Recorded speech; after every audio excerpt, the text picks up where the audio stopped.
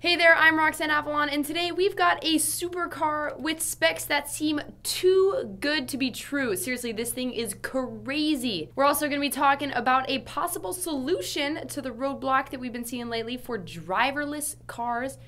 Please. We're also going to be having some good news for the few of you out there that are still rooting for Fisker and showcasing a brand new Pope mobile. Oh yeah.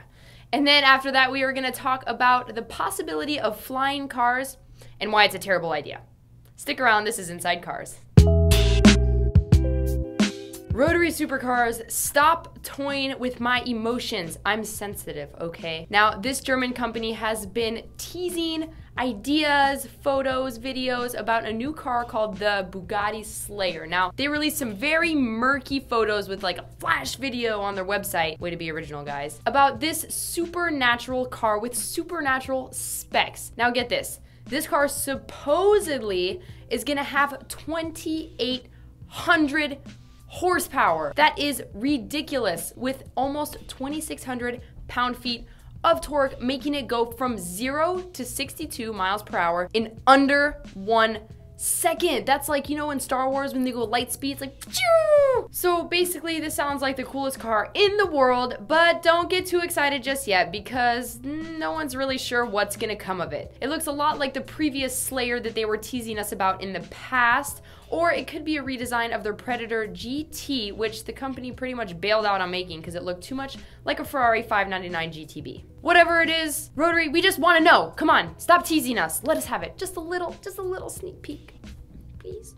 Well, the way things have been going and all the teasers that are coming out right and left, it seems more likely that we'll see a lot of other things come to life before we see a car with 2,800 horsepower, like the driverless cars. Yes, I've been waiting for that. I just can paint my nails, read my magazine, and text while I'm driving. Well, I already do those things, but now I won't get in accidents, right? Now, obviously, everybody knows Google has been famously working on their driverless car, and Volvo is pretty much staking its future on a model that is gonna pretty much eliminate human error by 2020. On that note, Virginia Tech is studying basically what is now the biggest roadblock to driverless cars: intersections. Yeah, what's gonna happen when 4 driverless cars all come to a stop sign at the same time? I mean, that's already a problem when we have drivers in the car. Now, the tech study suggested one solution that seems pretty obvious. Take the control away from the car when it comes to an intersection. Now, their idea was that 200 meters before the car gets to the intersection, the control will be taken away from the car and given to an intersection controller. So basically, the intersection controller would manage the speed and actions of each car as it comes to an intersection. Now, Virginia Tech is going to be testing this idea soon on campus, sometime in the near future. Now, when you think about it, there are some cons to this intersection controller idea. Like, what happens if it breaks? Everybody is gonna get in an accident. And it seems a little bit risky to have one system controlling all the intersections. Makes it really easy for hackers to get in there. Like, haven't you seen Italian Job?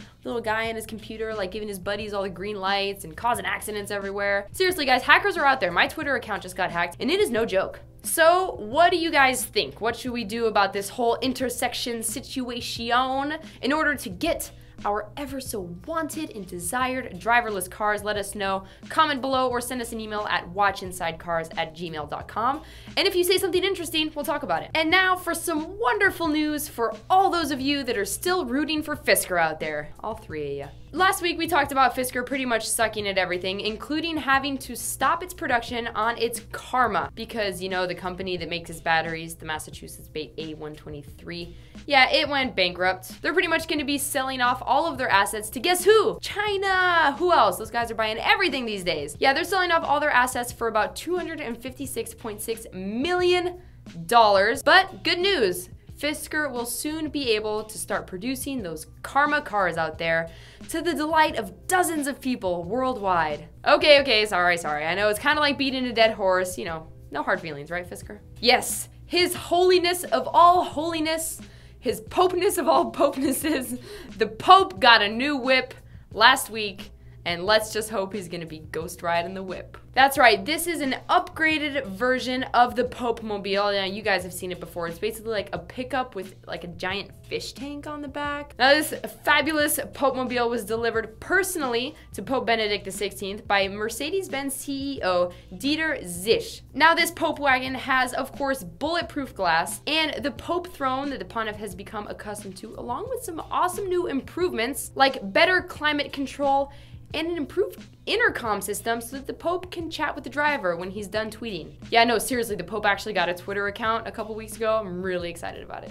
Roads, where we're going, we don't need roads. Well, apologies to all you flying car enthusiasts out there and Back to the Future fans, but yeah, we're still gonna need roads, probably for a while. Now, ever since there have been cars and science fiction nerds trying to predict the future, people have been thinking about flying cars. Actually, most people think it's inevitable and that it's somewhere out there, far on the horizon, as soon as technology catches up with our expectations. Now, HowStuffWorks.com has released a list of reasons that you might not want to go out and buy the very first flying car that comes out on the market. Reason number one, you're gonna be in the air. Now, imagine all those terrible drivers you have to deal with on a daily basis, like the guy who cut you off and then slammed on his brakes, or that lady who has had her blinker on for like ever. All right, now imagine all of those horrific drivers 1,000 feet in the air. Yeah, no thanks, I'm gonna pass. Reason number two, now everybody knows that more people die in car crashes than in plane crashes. Now, in 2007, only 44 people died from an airline accident, but nearly 1,000 times that died in car crashes. Yeah, 44,000 people